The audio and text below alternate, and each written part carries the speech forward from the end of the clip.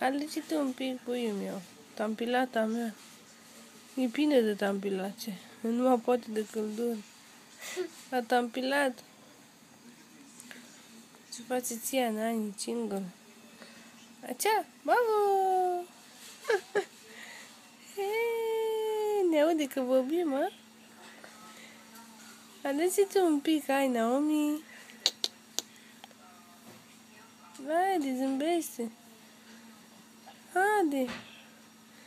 Haide, puiul meu, zâmbește. Mama. Ai lovit? O să treci.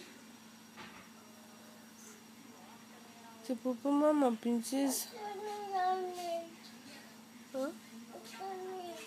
Uite. Mami, o princesă, se apel Naomi. Se apel Naomi. Se apel Naomi. Cum o cheamă? Ia strigă. Strigă.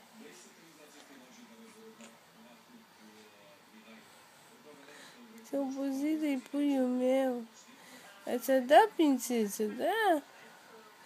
E prea obojită, prea tampilată, nu mai poate de tampilație. Să dăbace mami că nu mai poate de căldură. De-aia dă minimut asta. I-a fost cald.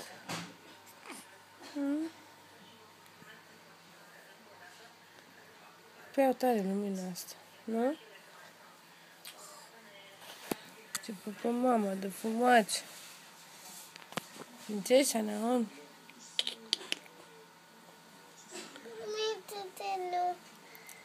Trenul, da. Nu vrea să le dă și ea un pic? Haide, primul, lege un pic. Bujata.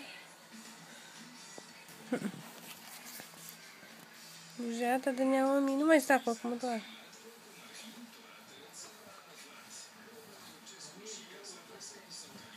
Alege ea un pic. Ce visează prințesa mea acolo? Haide, visează un pic. Ce visezi tu acolo?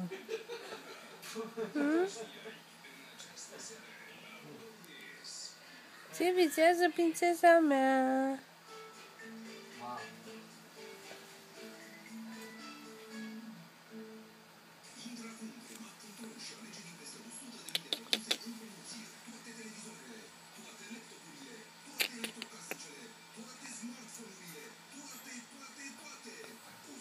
Hai că stăm bine bănuit.